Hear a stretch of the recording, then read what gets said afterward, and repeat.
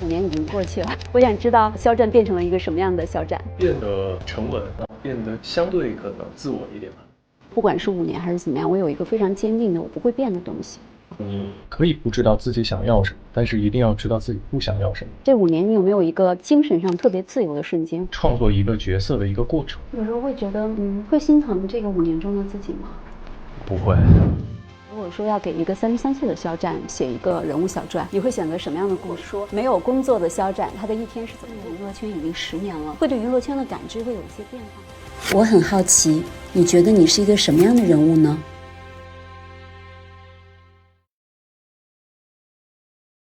好，那个肖战，我们其实2019年的时候拍了一个封面，然后那个视频里的话，我们也拍了一个5年为期的视频。那个视频里面最后一句话说：“你说期待下一个5年，肖战会变成什么样子？”现在5年已经过去了，我想知道这个肖战变成了一个什么样的肖战？刚在拍摄的过程当中，然后他们让我看了一下5年前的那个采访，哇！然后当时我看到结尾啊，我觉得很神奇。5年那个时候觉得5年很长。那个时候觉得我也不知道我5年之后会在哪儿，然后以及我会变成什么样子。结果5年转眼间就过了，我觉得好像变了，又好像没有变。对，好像一切都发生了细微的变化，但是实际上好像又没有发生什么变化。很奇妙的一种感觉，无法用变与不变这种词语或者是语句，然后去描绘它。那5年其实还是会有很多成长嘛？我其实想知道，就是你觉得自己最大的一个成长是什么？我觉得变得沉稳，然后变得相对自我一点吧。相对自我一点，这个自我是指什么呢？因为我一直觉得自我跟自由这个词，我觉得它是一个很中性的词。以前的自己的话，会考虑到方方面面。对，就像我之前在采访里面也说，我很在意别人对我的看法，我很在意别人对我的意见。但是可能这5年一路慢慢走过来，我觉得更多的是自己会问自己，然后自己对自己的意见。你会有一种坚持，说我其实不管是5年还是怎么样，我有一个非常坚定的我不会变的东西吗？当然会有。是什么呢？我记得我之前好像说过吧，我记得是一位朋友跟我说过，你可以不知道自己想要什么，但是一定要知道自己不想要什么。觉得这个是一直没有变的。对。不想要什么呢？不想要的东西很多。能举个例子吗？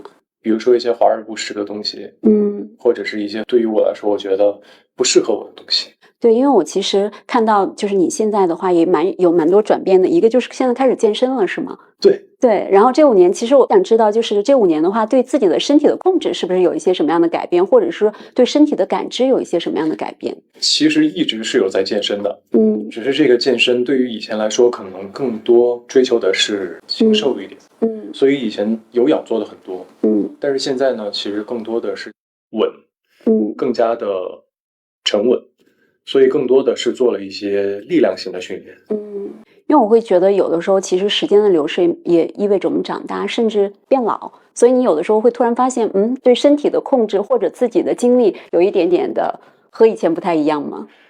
就好比我刚刚看那个5年前的采访的视频，然后在刚刚回化妆间看到镜子里面的自己，会觉得现在好像是那个时候的一个 plus 版。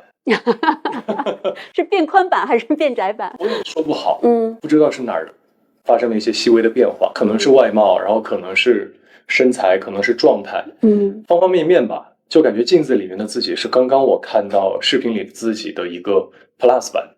对。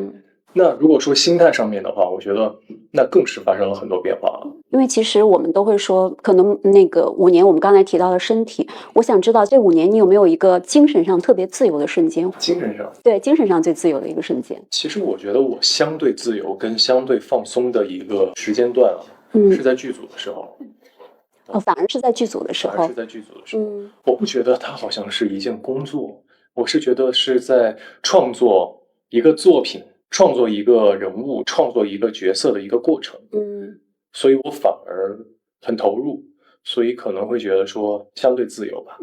会把自己完全放到这个人物身上，某种程度上是对现实生活的一个隔离吗？可以这么说吗？可以这么说吧，我觉得。因为其实我记得我们当年之所以说5年为期，是因为怎么说，从一个普通人也好，或者是说从一个非演员的身份进入了一个娱乐圈，然后那是5年，然后现在5年又过去了，其实进入娱乐圈已经10年了，会对娱乐圈的感知会有一些变化吗？哇，都已经10年了。是啊，我们可以再5年为期，就15年。天哪，10年，啊，有什么变化？对不对？我觉得没有什么变化。没有什么变化。我觉得相对做到就是自己的这个范围相对简单，然后相对单纯一点。你还记得我上次问您问题说，如果您不当演员，你会做什么？你还记得那个答案吗？开一个面包店。对对对，做一个面包师。是。那我还想问这个问题，就是如果哪一天不做演员了，或者是说，就是什么会是你的下一份职业，或者你想做的事情？可能我还是会开一个面包店。开一个面包店，虽然可能会遇到很多实操上面的问题，但是还是挺想，因为我觉得那是一件很幸福的事情。然后，如果说到现在33岁的肖战，有没有一个特别，就是比如说所谓的崩溃时刻，或者是一个后悔的瞬间？崩溃，我觉得可能是在演戏的时候还真有，也我觉得不能算是崩溃吧，我觉得算是就是那个坎儿，你可能迈不过去，但是我就想尽各种办法，我想要把它迈过去。对，就是可能在演戏的时候遇到一些障碍的时候，可能会让我觉得当下有点崩溃，为什么做不到？就是那个坎儿始终迈不过去的时候，是一个有一点点会让我觉得很崩溃。那会有一个所谓的妥协时刻吗？我觉得，不能算是妥协吧，尽力而为，对，可能，当然这个最后的结果可能不是今天你就做到了，也许是隔了几天之后，再倒过来看当下，再去解决，对。其实我觉得有的时候说成年人其实是一个不断认知到边界的过程，像您刚才说的，其实可能有的时候，其实所谓的妥协也是认识到边界的过程。你有那种感觉，就是突然意识到自己，不管是各个方面，它其实有边界在那儿的。当然，我觉得这个算是一种规则，可以这么理解吧。如果其实我们之前说5年，经过了5年，是下一个肖战是什么样子？那你有没有想过，再5年，你希望肖战是一个什么样的肖战？您是38岁，希望肖战是什么样子？希望他可以过得很开心。就只有这一点吗？或者是他会成为一个什么样的演员？No，不需要，不需要。希望他可以过得很开心，只要开心就可以了。你现在还会经常做梦吗？最近的一个梦是什么？最近的一个梦，我已经好久没有做过梦了。好久没有做过梦了。对，你是不是经常失眠？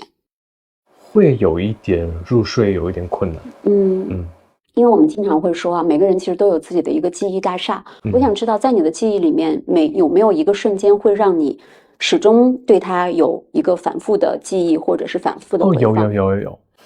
你提醒我了，我最近一次做梦应该是又梦到了我小时候生活的那个地方，就是那栋老旧的居民楼，对，然后我们家在5楼，我现在都记得那个过道是什么样子，我好像又回去了，对，然后很奇妙，那个屋子的结构，然后人，我的爸妈奶奶，然后大家还是停留在我小时候的那个样子，对。你有没有想过为什么会反复的会梦到那个情景？我也不知道，很奇怪，可能是有点像一个安全屋，可能是像一个安全屋的这样的一个存在，可能会当我觉得有一些疲惫或者是不开心的时候，可能就想回去吧。那你这个事情让我想起了我之前采访朱德庸，他是那个台湾的那个漫画家，是他说他每一次当觉得不安全的时候，他就会自己在脑海里面回到他小时候的那个屋子，而且他会一间屋子一间屋子的巡视，然后用记忆去把这个整个屋子全部都建立起来，甚至可以看到那种最细微的桌子椅子，对，然后全部栩栩如生的回忆起来。我在梦里面就是这样，家里的厨房，然后洗手间、客厅、2间卧室，阳台的结构、橱柜，然后那个时候的排风扇，那个时候都没有换气扇，是排风扇，都不是抽油烟机，就是很奇妙，很奇妙，所有细节，清清楚楚。然后那样会让你心里很踏实吗？我也不知道，但是反而醒来之后，会有一点怅然若失的感觉。你的童年是特别快乐的一个童年吗？很快乐啊，很快乐。所以其实某种程度上，那也是你滋养自己的一个方法。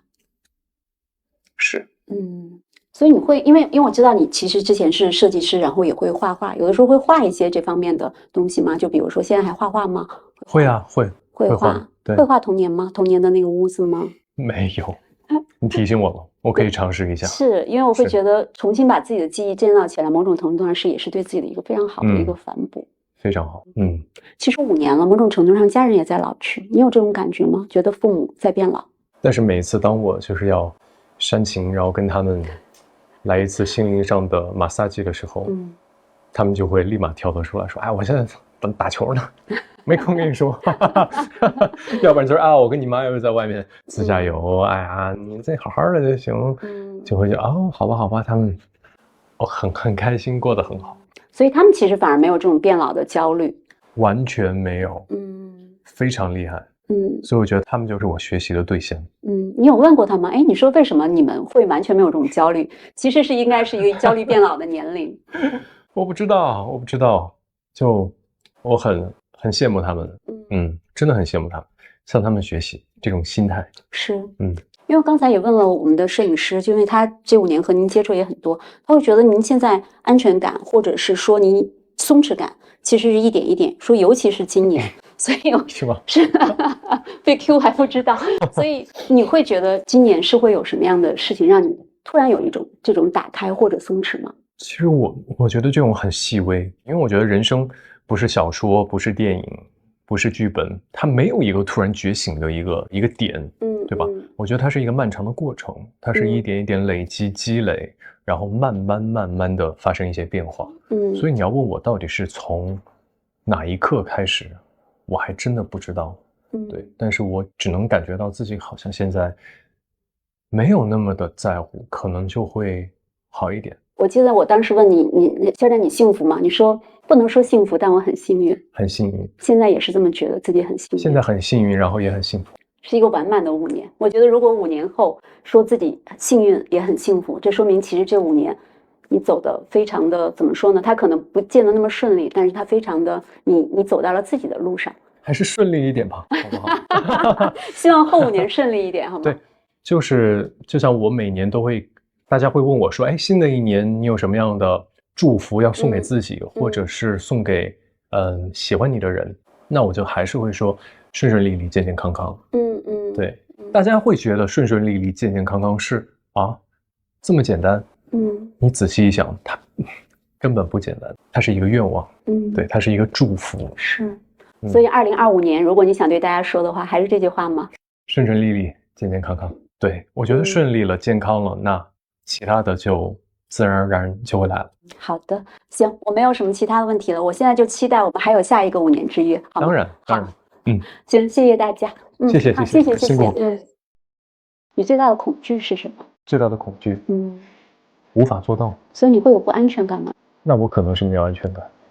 想过自己没有安全感的原因吗？我觉得这个是天生的性格里面带的吧。MBTI， 你做过这个测试？我做过。你是什么？我是 I 开头的。所以你是 I 人。对 ，I 人。你会觉得独处的时候，其实自己是更自在的吗？我觉得会。对你来说，什么是最完美的快乐？最完美的快乐？对，或者最完美的幸福？天哪，就是我刚刚说的，打开回家的房门的那一刻。你选择朋友的标准是什么？舒适，然后以及安全感。最珍贵的财产。你最家人，绝对的。到现在为止，你觉得你自己最大的成就是什么？成就。最大的成就，作为我爸妈很骄傲的儿子。自己身上最大一个奢侈品是什么？好抽象，好抽象。最大的奢侈品，我觉得作为一个演员的话，我觉得我最大的奢侈品是感知力。你觉得自己是一个感知能力特别强的人？相对来说，对自己的外表哪一点不满意？都满意，很满意。有没有一点点相对不满意的地方？我觉得是舒适感大于就是好不好看这个问题。对于我来说，如果有转世这件事情的话，你希望自己变成一个什么样的人或者物品？已经做过人了，那就做物品吧。什么物品呢？一棵树也不错。什么样的树呢？一棵3天大树。最喜欢的季节？夏到秋的那那个季节？夏秋之交，最常用的短语或者单词。我可以啊。可以啊。好啊，我可以。